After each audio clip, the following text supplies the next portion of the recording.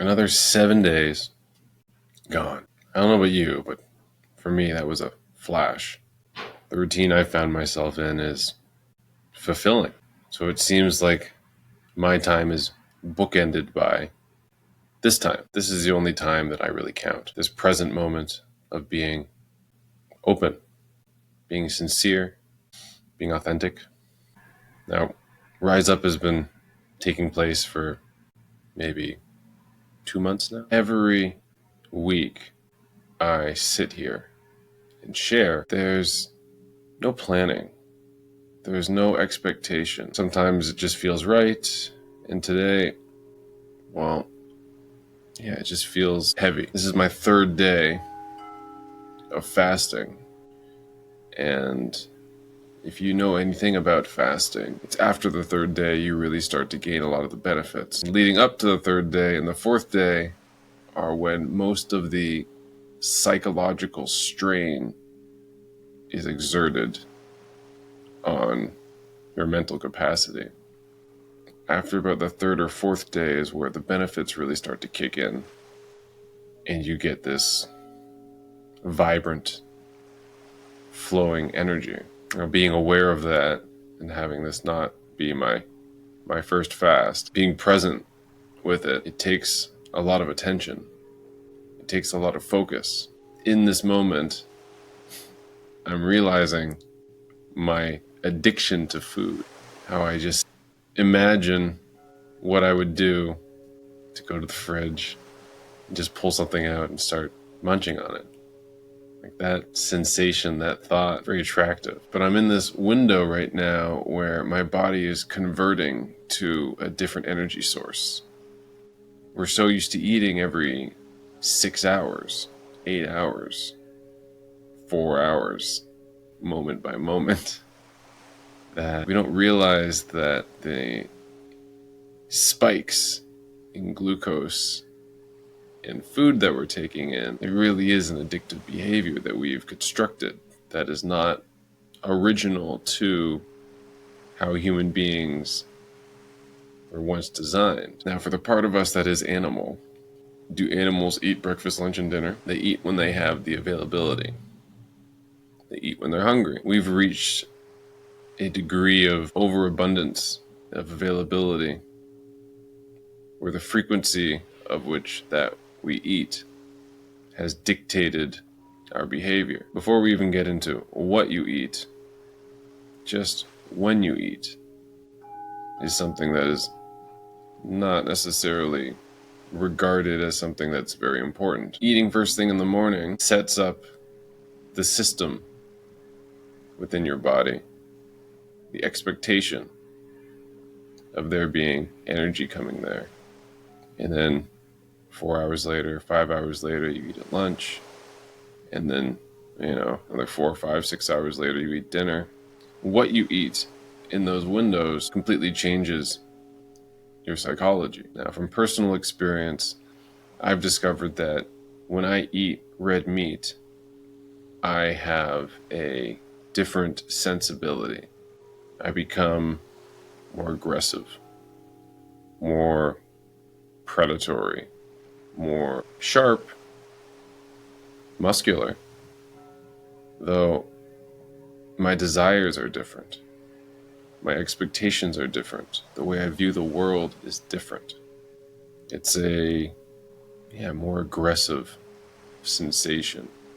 And for a long time, some of my favorite meals were meat, hamburgers, steak, and ribs, all of these things that when you start eating them when you're young, you don't necessarily notice the difference. You may notice the taste because this obviously hits very clearly. When you put something in your mouth and you get all the sensorial feedback, the smells, the texture, the flavor, this imprints very deeply on your mind. Very deeply. And if it's a good feeling, then you want to go back to it.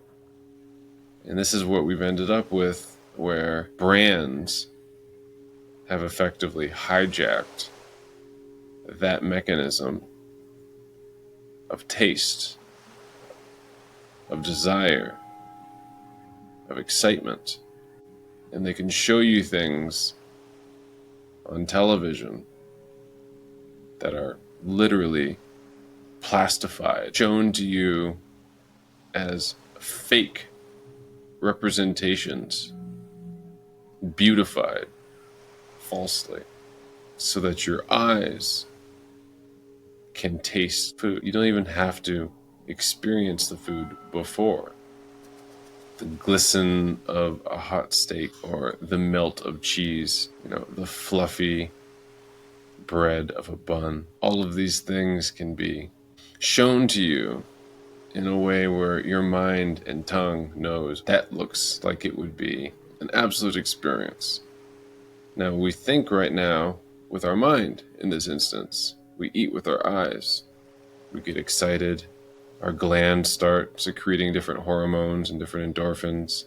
And then we decide, okay, I'm getting in the car. I'm driving to those arches. All the way there, you're salivating. You're thinking with excitement and anticipation. This is foreplay. Ooh, it's going to be good. You're waiting in the drive-thru line. What am I going to get? Can I take your order? Please pull through the window. And they hand you a bag. Maybe a drink. What happens next? Or maybe you start eating those fries as you're driving home. Maybe you pull over immediately and open up that bag. But what happens? You fulfill the fantasy at that point. The mental, psychological, sensorial moment is consumed. You eat it, you devour it, you enjoy every bite because it has been chemically organized in order to give you an experience from the brain to the mouth. That's it. But once it goes in your system and down into your stomach, what was, call it bread, call it beef, call it lettuce, tomato, pickles, sesame. What were all these things go into your system and your body recognizes it as something else, something foreign, something non-authentic. And it will begin to digest these main ingredients into their base components and then distribute them for their purposes. Some will go to energy, some will go to mass, some will go to reconstruction, some will just be ejected, but everything gets reconstituted. Now, all of these individual components of these ingredients, they matter. They truly, truly matter. And they end up making up your entire matter. Every cell in your body has to come from somewhere. So we eat in order to have material to use. The quality of that material is of the utmost paramount importance. These genetically modified foods that we keep consuming are not easily or well identified by our body. And when they're taken in, the quality of the food that you are consuming, where do you think that goes? Where do you think that impacts? You've now surpassed the tongue and the mind, and now we're into a different subconscious arena where we've satisfied the fixation, the addiction, but now we have to pay the consequences. That experience, which has been sold to us and we bought, we got in our car and lined up in order to get, was not one that was for our net benefit, for our greater health. And these are the decisions that we constantly keep making in a fast society where business is catering to the lower instincts, the desires of humanity, the pleasures. We become hooked on it.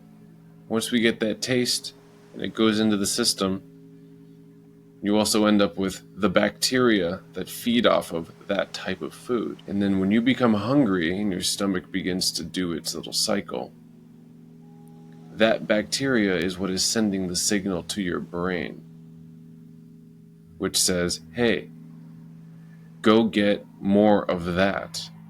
Here's a reminder of the thing that we ate. We like this. And the cycle begins all over again. To think that these fast food companies have not spent millions, billions of dollars on identifying the chemical compounds that make you legally addicted. Of course they have. Of course. They're looking for cheaper, faster, more effective ways to get you hooked on their shit. Now, if you want the experience, go for the experience, but understand what you are doing at a higher level, at a deeper level.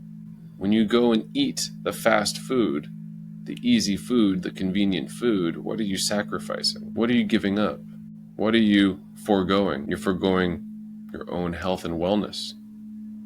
You're foregoing your ability to prepare your own meal and put the energy into that. When you cook, so they talk about in the East, this was a fascinating conversation that everyone seems to agree that when you stand over a stove and you mix ingredients together and you apply heat, there is a finished product that is greater than the sum of its parts. More than just the weight of the ingredients and the energy of the heat, there's the energy of the individual who prepared the food, who cut it, who weighed it, who looked at it, who stirred it, and what was happening in their head while they were stirring. This is going to be so tasty, and ooh, I love the people that are going to enjoy this, and I'm so happy doing my work here, and oh, I can't wait for everyone to enjoy this meal. Or, I fucking hate my job. This is so annoying. My boss is annoying. Ugh, this woman at the drive-thru is annoying. I can't believe I have to do this. Again, I'm here. All of these thoughts resonate through us, emanate from us. And when we put our intention into the things that we do, our thoughts and feelings, our emotions end up in there too. So think about that as one more ingredient that's going into the special sauce. So when you go to a family get-together and your family is cooking food with love and joy and affection and care, happiness, you're taking that in as well. That aura, that energy is entering your body. You're consuming that. It's becoming a part of you. This is one more reason why it's quite important to cook your own food. People go to the very dark edge and say, oh, if you knew what they would do to your food when you weren't looking. They don't even need to actively do anything to your food. They just need to not love it, not care about it, not respect it. No one needs to spit in it. By it being prepared by a soul that is not happy, not living its purpose, not joyful, you're taking whatever that energy is in. So how do we recycle this? How do we reset ourselves? Well, I've discovered, for me, that fasting is a very powerful, spiritual, consciously connecting practice that allows me to reorient my relationship with the food that I consume and my physical form, my thoughts, all of my emotions around it.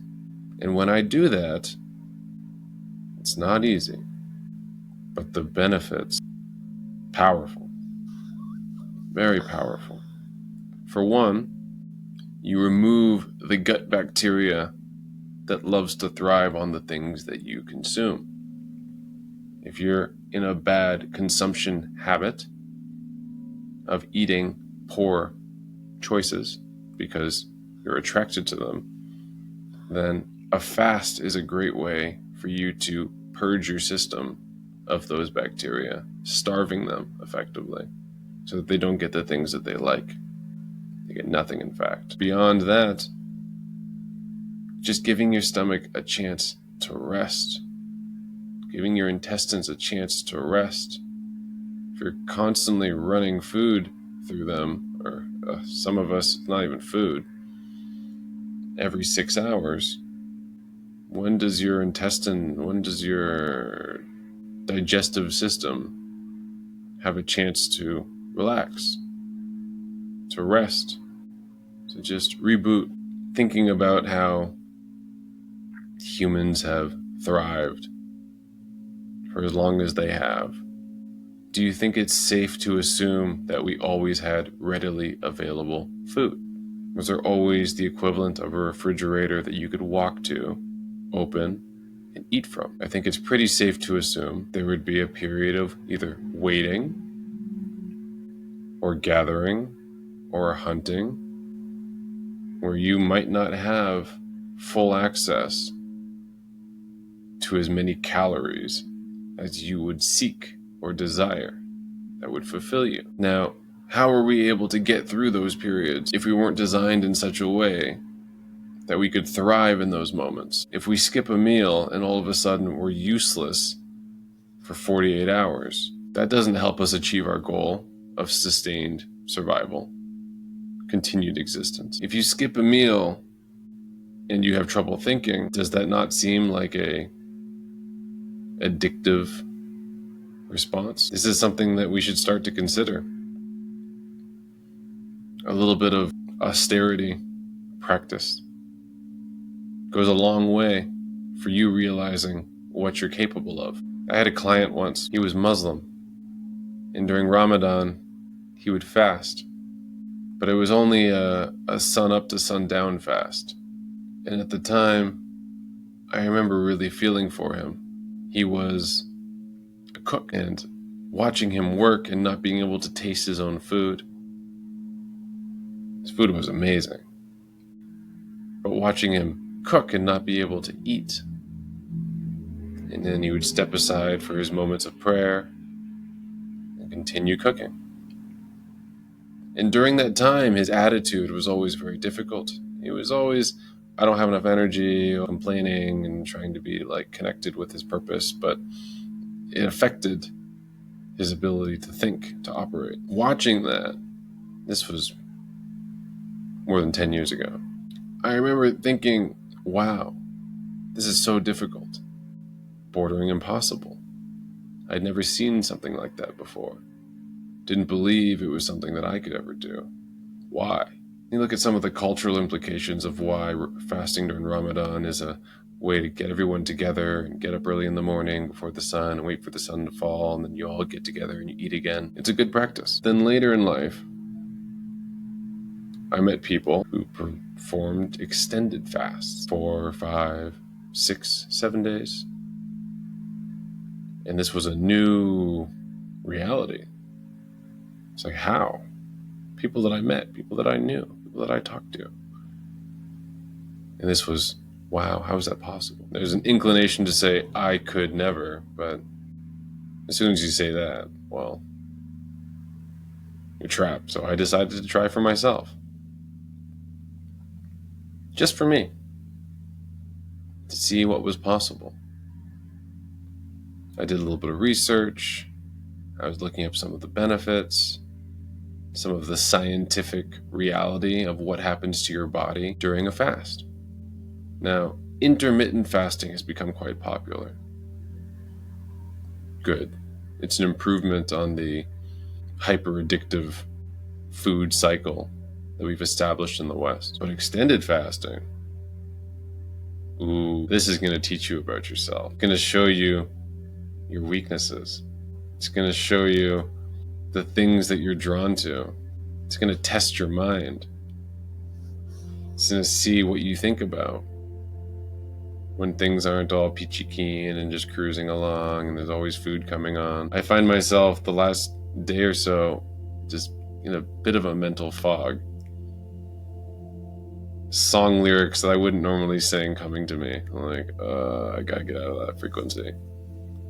Because I'm a thinker. I've learned this about myself. Not everyone has that drive.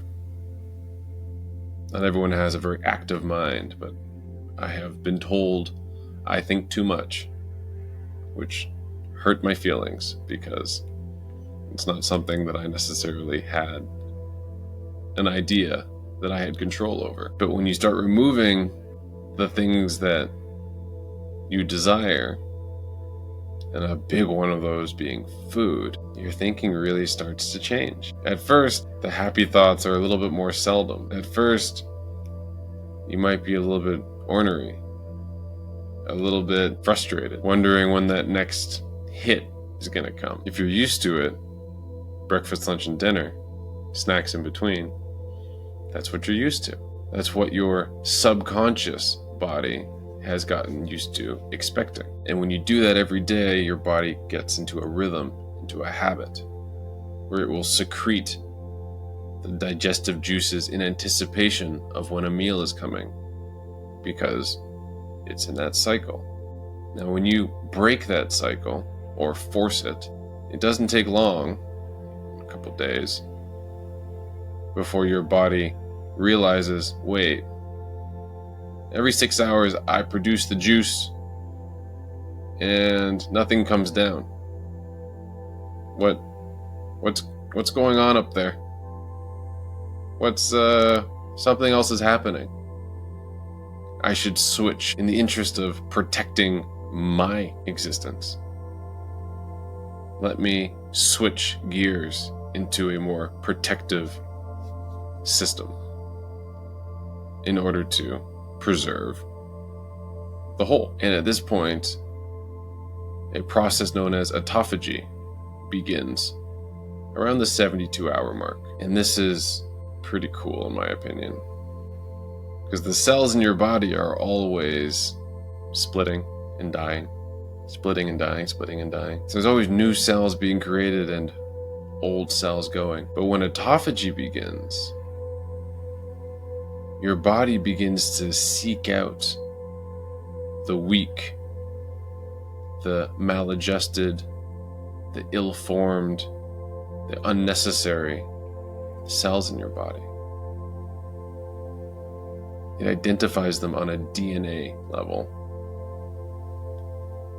and then takes them and takes the resources back from them in order to distribute to other parts in the body. And during autophagy, a process known as ketosis begins, and the liver starts sending ketones up to the brain, which are the ultimate brain food. So when that begins, not only are you not feeding glucose to the brain, now you're feeding this up to the brain for it to consume, and it loves it. So you end up with acuity in your senses. Your vision becomes more clear. Your sense of smell becomes more acute. Your taste, everything becomes vibrant. You can taste the air. You can taste things across the room.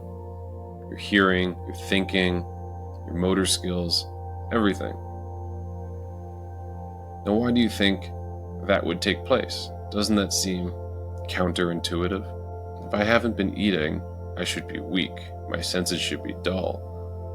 My vision should get weaker.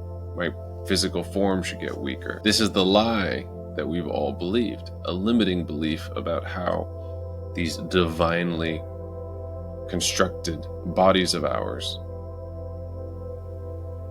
work. The regimes that are shared with us by institutions, associations, who are funded and paid for by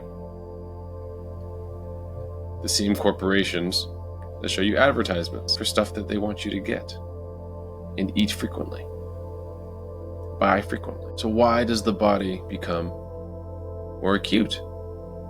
Well, it wants to survive.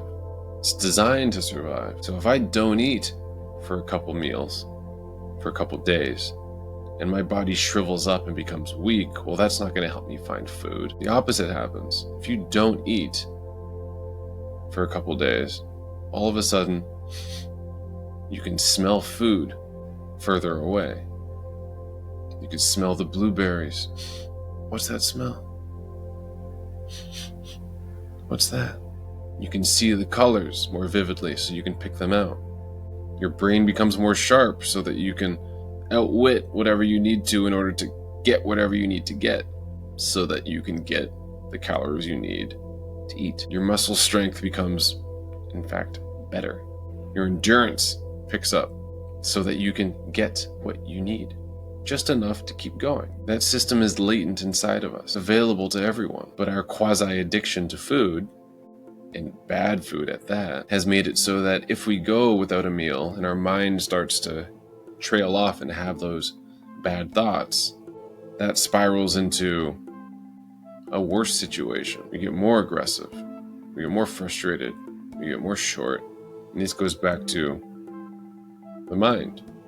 Having control over the mind, not believing your senses, not letting them create these attachments, being willing to let them go. It takes practice. It takes focus. It takes intentionality. But you can't develop any of those benefits of a strong-willed mind if you don't do the practice, if you don't do the hard stuff. And that all starts with believing that you can, believing that you will, believing that you are, and not taking the outside data on face value, but seeing for yourself what you're capable of, listening to yourself, pushing yourself just that little bit more. So I think today is the beginning of something beautiful. Today is the third day of my fast. So I know, based off past experience, my own experience, good things come next. Body gets more sensitivity, smell gets heightened, vision becomes more clear, mind becomes more acute. And during this time, I'm not just sitting around watching television or listening to bad music. I'm compounding that with other activities. Continuing to read, continuing to write, continuing to be creative, sitting and meditating, only spending the energy that I need to spend, spending it around people with good energy that reciprocate. Not spending too much time trying to show off or let people know, hey, this is something that I'm doing. It's a personal practice. It's a private experience. And the benefits that come from it are uniquely for me. But I encourage you to try to figure out your unique practice and what's unique for you. Making the hard decisions to adjust your own diet, your own exercise, your own sleep schedule, the type of content that you might be drawn to but you reject, the applications on your phone that you choose not to use, and see all the time that you get back into your day when you make those decisions.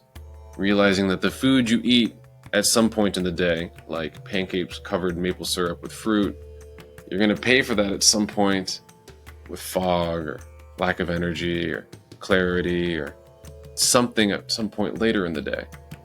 It might not be even today, but when you start to have a more conscious relationship with yourself, making conscious decisions every step of the way, you end up gaining more clarity, more self-worth, more self-love, more self-respect, more defined boundaries of what goes in and what comes out. Types of conversations that I know I would have, even with myself, if I was to go eat 2 Big Macs versus go eat a beautiful, fresh, organic salad.